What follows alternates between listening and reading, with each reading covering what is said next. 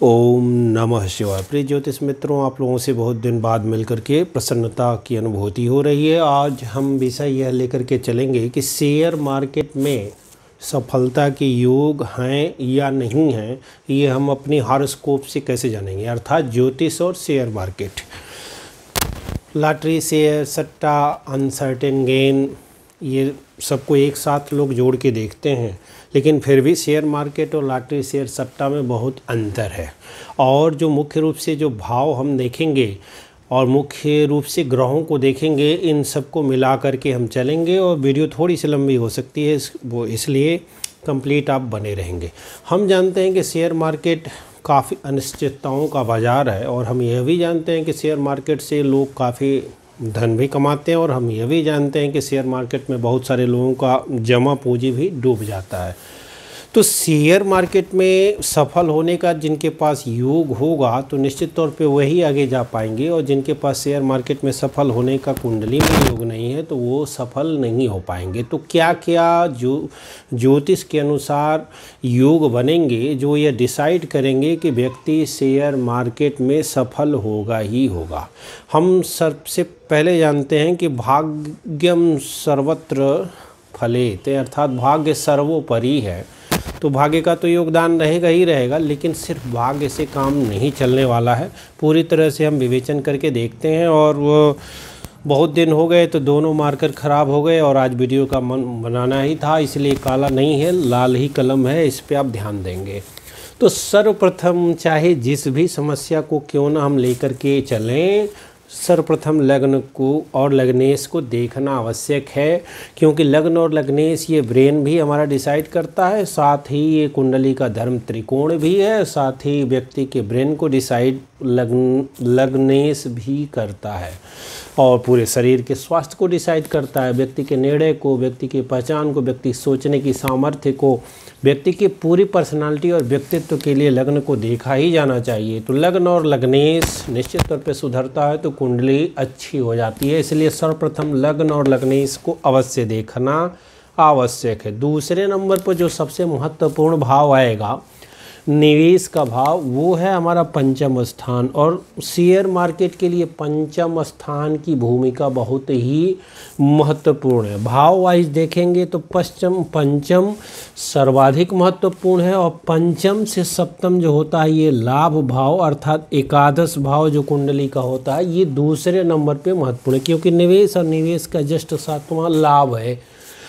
तो share market में हम निवेश ही करते हैं, निवेश दर करके, और कंपाउंडिंग इंटरेस्ट लेकर के धन को कंपाउंडिंग करके एक बहुत बड़ा लाभ बना लेते हैं। उसके पहले हमें और भी चीज़ें देखनी है, साथ में भाग्य का साथ मिलना चाहिए। हमने पहले चर्चा की, बगैर भाग्य के कुछ नहीं होगा शेयर मार्केट में, तो बिल्कुल नहीं होगा, क्योंकि हम जानते हैं कि शेयर मार्केट में बहुत बड़े बड़े खिलाड़ी भी जुड़े रहते हैं।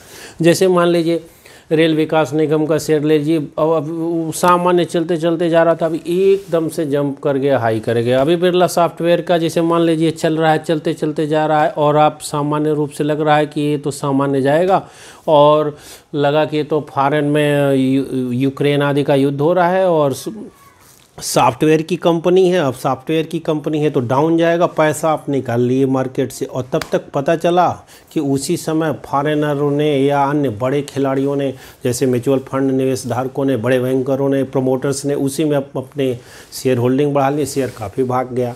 तो ये किस्मत की बात होती है।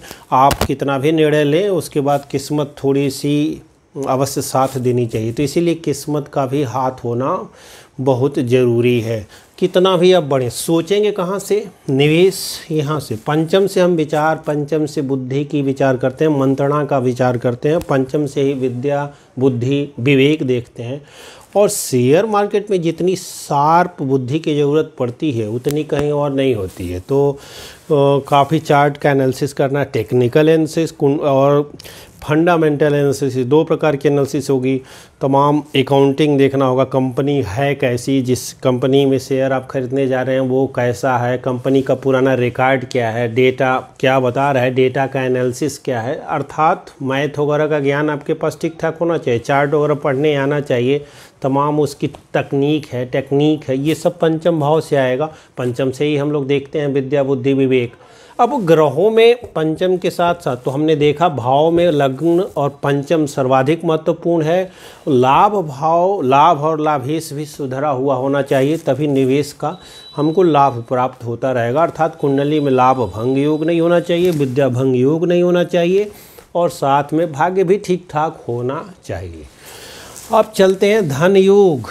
कुंडली में यदि धन योग बन रहे हैं, ये भी आवश्यक है। तो जहां आप पैसा लगाते हैं, होता है बहुतों ने ये शेयर चल रहा था सामान्य, अब जब शेयर बढ़ने वाला हो आपको लग जाएगा ऑटोमेटिक। कुंडली में योग है, लगेगा उस शेयर में, अरे यार बढ़ने वाला, उसको करेंगे वो हाई ग्राफ हो जाएगा, अच्छा रिटर्न मिल जाएगा।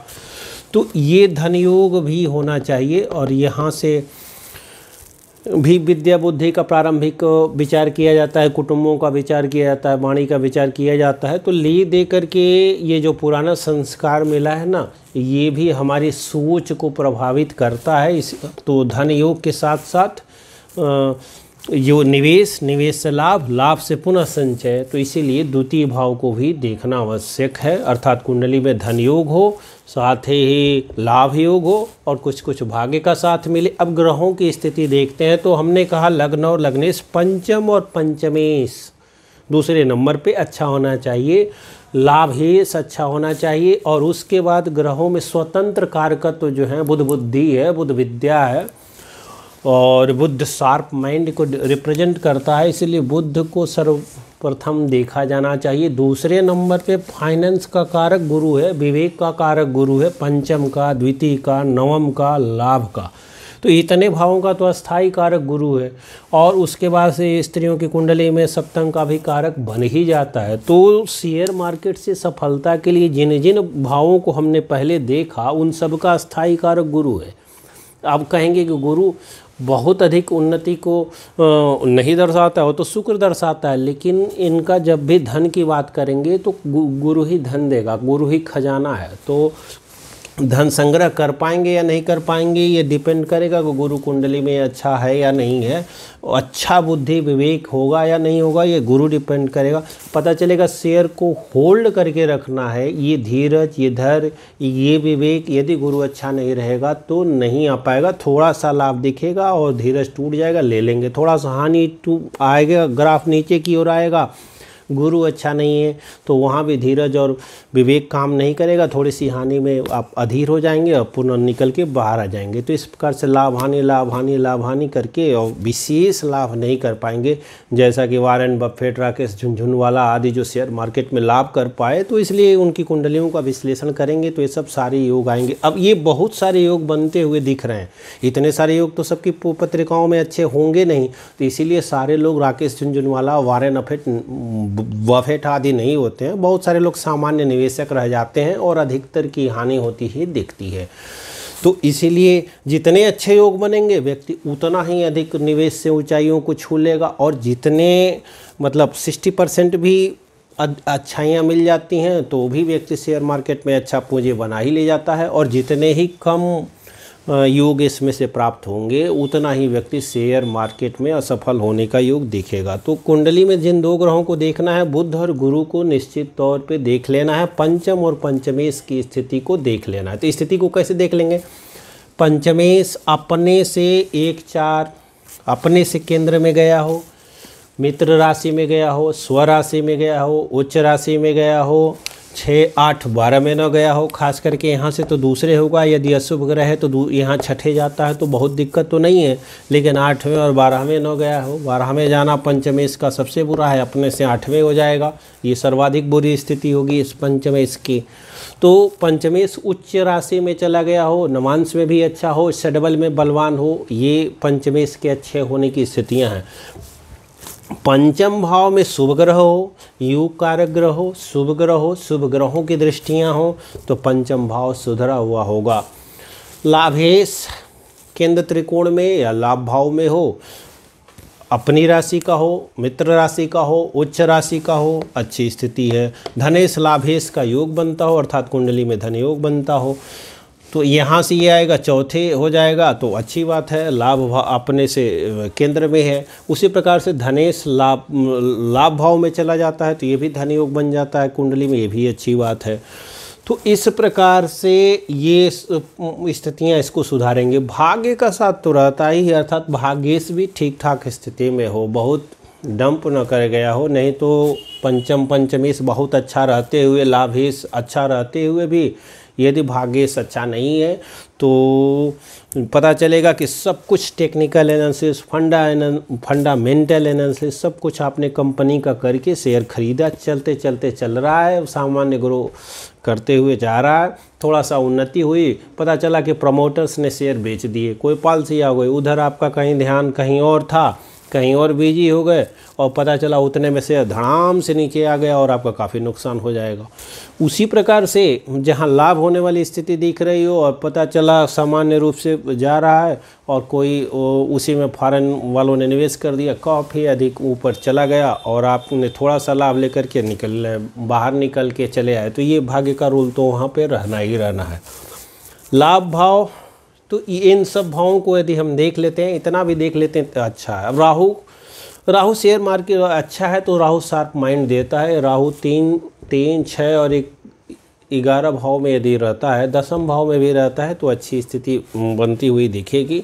और राहु का लाभ भाव में होना, यह भी कहेंगे कि तब केतु यहाँ अच्छा हो जाएगा, तो राहु और केतु के यहाँ हो जाने से शेयर मार्केट में सफलता की बात करेंगे। जी हाँ करेंगे, यदि ये अन्य योग अच्छे बनते हों पंचम भाव से जुड़े हुए तो इतने सारे यदि योग बन जाते हैं तो निश्चित तौर पे हम जिन शेयरों को खरीदेंगे, शेयरों का जो चुनाव करेंगे, वो उत्तम शेयरों का चुनाव कर पाएंगे और उत्तम लाभ की स्थिति हमारे पास प्राप्त हो जाएगी। अब एक चीज़ छूट गई, दशाएं, 7.5। अब 7.5 चल रही हो यहाँ, उस पीरियड में थोड़ा सा बहुत सावधान रह करके निष्कर्ष निकाल करके बहुत ही सावधानी से निष्कर्ष करना है, क्योंकि चढ़ती हुई 7.5 किसी की बहुत डेंजर होती है और किसी की लग्न में ही जब मध्यकाल में 7.5 चल रही हो वो बहुत डेंजर होती है, उस समय काफ़ी नुकसान होना होता है। तो उस समय बहुत बच के निवेश करना है, बहुत हाई रिस्क नहीं लेना है, नहीं तो वहाँ भी परेशानी हो सकती है। तो ये जब 7.5 यादें चल रही हो, शनिदेव के उपाय अवश्य आप करिए, तभी आप आगे जा सकते हैं, नहीं तो परेशानी मोल ले सकते हैं। ढैया, शनि की अष्टम ढैया चल रही हो, शनि की चतुर्थ ढैया चल रही हो तो शनि की 10वीं दृष्टि यहाँ पड़ जाती, शनि की अष्टम है, ढैया चल रही, ये ज़्यादा डेंजर हो सकती है। शनि की अष्टम और शनि का ये द्वादश भाव में होना, क्योंकि इस भाव की हानि बताते हैं और यहाँ से सीधी दृष्टि शनि देव की पड़ जाती है। तो यदि अब शनि देव की स्थिति पड़ जाती है और पंचम भाव में शनि की राशि नहीं है, अर्थात कन्या या तुला लग्न नहीं है, तो या कन्या या तुला राशि नहीं है, तो उस समय यहाँ पे 10 और 11 नंबर में कुछ भी नहीं होगा। और तब यहाँ पे शनिदेव अष्टम से गोचर कर रहे हो तो अति सावधान रह लेना है निवेश करने के लिए। शनिदेव यहाँ है तो भी विशेष, तो यही 7.5 लगती है, तो ये सावधान रहना। दशा यदि किसी बहुत प्रतिकूल ग्रह की चल रही हो, जैसे अष्टम में राहु है, उसी की दशा भी, उसी की अंतर्दशा भी हो, द्वादश भाव में शनि अथवा राहु है और उसी की दशा चल रही हो, तो ये हानि का योग बनता है। और उस समय यदि आप निवेश करते हैं तो बुद्धि अच्छे ढंग से कार्य नहीं कर पाएगी और निश्चित तौर पे बड़ी हानियां हो सकती हैं। तो उस समय विशेष उपाय करके और कम रिस्क वाले शेयरों को खरीदना चाहिए, बहुत अधिक रिस्क नहीं लेना चाहिए। तो ये, और जिस समय ये सब अनुकूलताएं हो, अर्थात 7.5 चल रही हो और अच्छे ग्रह की दशा चल रही हो, अच्छे भाव में स्थित ग्रह की दशा चल रही हो, अर्थात वो ग्रह अच्छा फल उत्पन्न करने वाला हो, और उस समय यदि हम निवेश करते हैं तो ये निश्चित तौर पे हम अच्छा निश्चय कर पाएंगे और आगे बढ़ पाएंगे। एक ग्रह छूट गया अभी, देखिए वो होता है मंगल। मंगल क्या है? मंगल साहस है, मंगल बल है, और रिस्क टेकिंग कैपेबिलिटी जो है, रिस्क लेने की जो क्षमता आती है वो मंगल से आती है। अभी तक भूल गया था मैं इसमें लिखना, तो मंगल को अवश्य ध्यान देना चाहिए, वरना सब कुछ रहते हुए भी लगेगा यार बैंक में पड़ जाओ और पैसा डाल दो, फिक्स डाल दो, पता नहीं शेयर मार्केट जाएगा कहाँ जाएगा, कौन मोल लेने जाफत जितना है उतना तो रहने दो, तो रिस्क लेने की क्षमता नहीं आएगी। मंगल भी बलवान होना चाहिए कुंडली में, तभी रिस्क लेने की क्षमता उत्पन्न होगी, साहस उत्पन्न होगा, व्यक्ति रिस्क उठाएगा। और no risk no gain, high risk high gain, high risk और हाई लॉस, तो ये भी तो सिद्धांत फॉलो होता है। तो इसके लिए कुंडली में मंगल का बलवान होना आवश्यक है, ताकि रिस्क लेने की क्षमता भी रहे। तो आप कहेंगे इतने योग तो बहुत कम में मिलते हैं, तो जी हाँ, इतने योग, जितने अधिक से अधिक योग मिलेंगे वही सफल होगा, जितने कम योग मिलेंगे उतना ही हानि है। यदि परसेंटेज में 50-60% अच्छे योग बन जाते हैं तो अच्छा पैसा व्यक्ति बना लेता है, ठीक ठाक चलता रहता है। तो इसीलिए अपवाद हैं वॉरेन बफेट और राकेश झुनझुनवाला। और वो सोचिए कितना धैर्य रखा है। वॉरेन बफेट का पहला ही रूल है कि होल्ड करके बैठो। एक बार उन्होंने अपनी बहन के कहने पे शेयर बहन को 3 शेयर दिलवाए थे 40 रुपये में, पता चला 28 रुपये आ गया। बहन ने रोज़ ताना मारा, उससे परेशान हो गए। फिर जब 40 रुपये पुनः शेयर चढ़ के आया, बहन ताना मारी रही थी, उठा के बेच दी। कुछ दिन बाद शेयर का भाव चला गया 200। वॉरेन बफेट पर ने निर्णय लिया कि ये पैसा बनाना है तो होल्ड करके बैठ जाओ। तो वॉरेन बफेट की पहली ये स्ट्रेटजी है। और तो होल्ड करके बैठ जाओ तो शेयर ऊपर भी जा सकता है, नीचे भी तो जा सकता है। तो अब इतनी क्षमता रहनी चाहिए। और बाकी ये जो शार्प माइंड वगैरह ये रहेगा तो भिन्न भिन्न टोकरियों में अंडे रखेगा, लेकिन इतना भी भिन्न भिन्न न रखे कि सबकी देखभाल ही न कर पाए। तो रिस्क, ये कैलकुलेटिव रिस्क इसको लेना कहते हैं। तो ये सब, ये जो बुध और गुरु रहेगा अच्छा तो ठीक ही रहेगा, पंचमेश अच्छा रहेगा तो वो ठीक रहेगा रणनीति बनाना। राहु अच्छे भाव में आ गया तो योजनाएं बनाने वाला ग्रह राहु है, अच्छा आ जाएगा। साथ में मंगल भी ठीक ठाक रहा तो रिस्क टेकिंग कैपेबिलिटी अच्छी आ जाएगी और व्यक्ति शेयर मार्केट से अकूत धन कमा सकता है। इसके योग हैं और सावधानी अपेक्षित है। ओम नमः शिवाय।